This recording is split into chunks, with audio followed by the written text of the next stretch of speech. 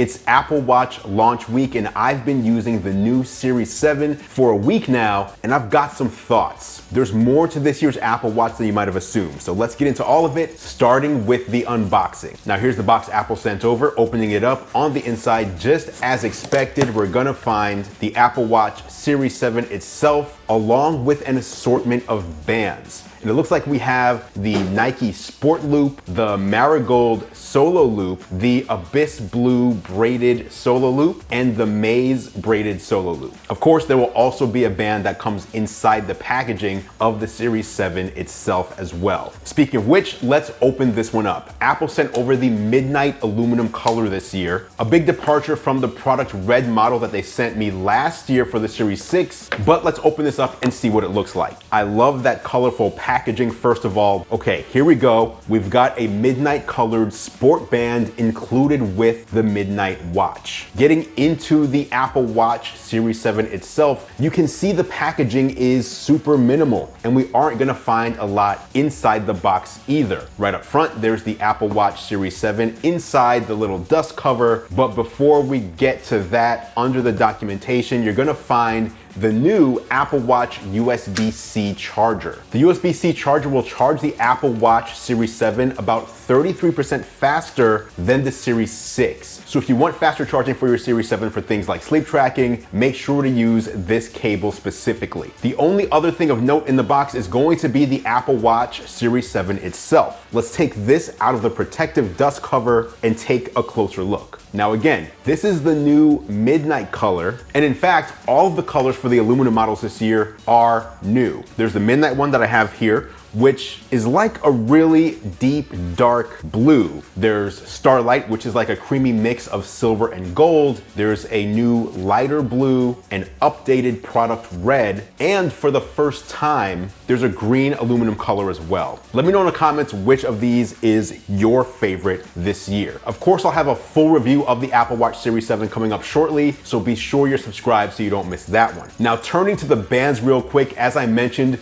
we have a midnight band included with the Apple Watch itself. I think most people are going to see these as black. A black Apple Watch with a black band. Now there's definitely a hint of blue in here, but it's not something that's immediately apparent. It's good if you like a black watch, but if you know me, then you know I'm all about being a little or a lot more colorful. There's also this Abyss Blue Braided Sport Loop. I think the Braided Sport Loop is the most comfortable band style that Apple makes, but the downside for me is that it's not one that you'll want to wear in the shower, and I generally shower with my Apple Watch on, so I stick to the sport band and solo loop since those can get wet with no problem. That said, the Abyss Blue band, very comfortable. Then there's the Maze Braided Sport Loop, which is kind of a take on yellow now that I'm seeing it in real life. Originally, I thought it was more orangish than it actually is. Still, a nice bright color for spring and summer if you like to match with the seasons, or any time of year if you don't care about that. Then there's the Nike Sport Loop. This one is a fabric material that velcros onto itself. This year they've got the Nike swoosh and logo right on the band, which is a cool look. Again, this is a dark band, so it's a muted look with the midnight Apple Watch Series 7. Lastly, Apple sent over the Marigold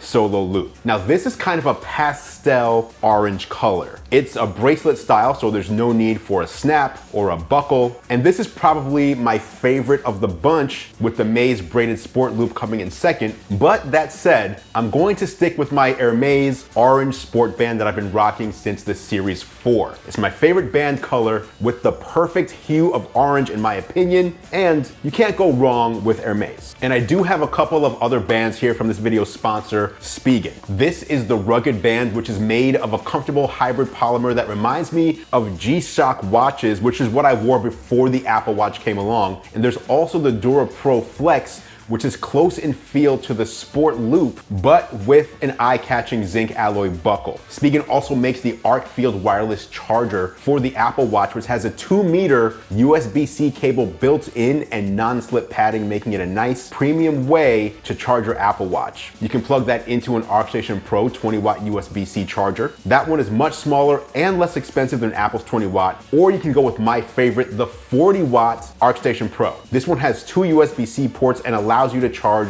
one device at up to 30 watts or two devices at up to 40 watts combined, which is perfect for charging the Apple Watch and your iPhone simultaneously. Now, I'll have links in the description to all of Spiegen's gear in case you want to check it out for yourself. And once again, big thank you to Spigen for sponsoring this video. Now, you're probably wondering what's new with this year's Apple Watch Series 7. And right off the bat, I'd say there are 4 changes that I noticed right away. First, the larger display. I honestly didn't expect this to be as noticeable as it is, just based on the new case sizes. So in particular, for the size I prefer, I'm going from 44 millimeters to 45 millimeters. And I've seen a lot of people thinking that this refers to the size of the screen, but it doesn't. It refers to the size of the case of the watch. The real number to pay attention to is the percentage increase. The Apple Watch Series 7 has 20% more screen area than last year's Series 6 and over 50% more screen area than the Series 3, which Apple is still selling for some reason. So when you hear about the 1 millimeter difference, you also have to take into account that Apple has shrunk down the size of the borders. I think that the larger screen is immediately obvious. Sticking with the display for a minute, the next thing I noticed is the wrist down mode is way